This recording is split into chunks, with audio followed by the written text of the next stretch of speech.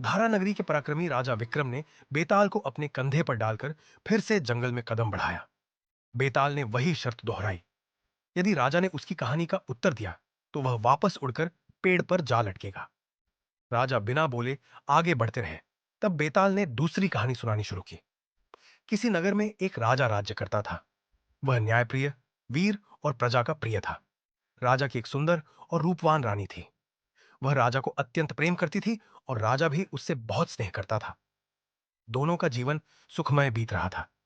एक दिन पड़ोसी राज्य ने राजा के राज्य पर आक्रमण कर दिया। राजा को युद्ध के लिए निकलना पड़ा। रानी ने उसे विदा किया और दुखी मन से महल में अकेली रह गई। राजा ने वीरता से युद्ध किया और अपने राज्य की रक्षा की, लेकिन इस दौरान वह कई महीनों तक महल से दूर रहा।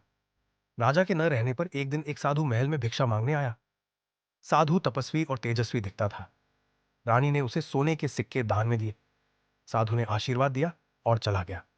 अगले दिन वह फिर आया। रानी ने फिर उसे भिक्षा दी।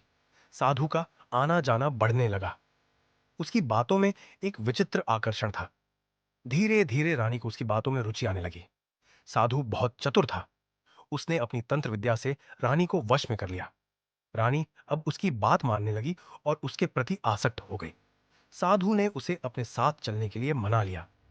मोह में पड़ी रानी महल छोड़कर साधु के साथ जंगल में चली गई। कुछ समय बाद राजा युद्ध जीतकर वापस लौटा। महल में पहुंचते ही उसने रानी को न पाकर चिंता में पड़ गया। उसने सिपाहियों को रानी को ढूंढने का आदेश दिया। सैनिकों ने काफी खोजबीन की। तब जाकर उन्हें खबर मिली कि रानी एक साधु के साथ जंगल में देखी गई थी। यह सुनते ही राजा को बहुत क्रोध आया। वह स्वयं तलवार लेकर जंगल की ओर चल पड़ा। जंगल में उसने रानी को साधु के साथ देखा। राजा का गुस्सा और बढ़ गया। उसने साधु को ललकारा। साधु ने अपनी तंत्र विद्या से राजा पर वार किया, लेकिन राजा वीर और शक्तिशाली था। उसने तलवार चलाकर साधु के जादू को काट डाला और उसे मार गिराया। साधु के मरते ही रानी का मोह भंग हो गया। उसे अपनी भूल का एहसास हुआ और वह राजा के चरणों में गिरकर क्षमा मांगने लगी। वह रो रो कर कहने लगी, मुझे क्षमा कर दीजिए राजन, मैं मोहवश बहक गई थी। राजा ने उसे देखा और मन ही मन दुविधा में पड़ गया। वह सोचने लगा कि क्या उसे रानी को क्षमा कर देना चाहिए। राजा का हृदय पिघल गया और उसने रानी को माफ कर दिया। कहानी समाप्त करके बेताल ने राजा विक्रम से प्रश्न किया, राजन, बताइए कि राजा ने रानी को क्षमा करके सही किया या नहीं? क्या राजा को रानी को दंड देना चाहिए था? राजा धर्मनिष्ठ और न्यायप्रिय था।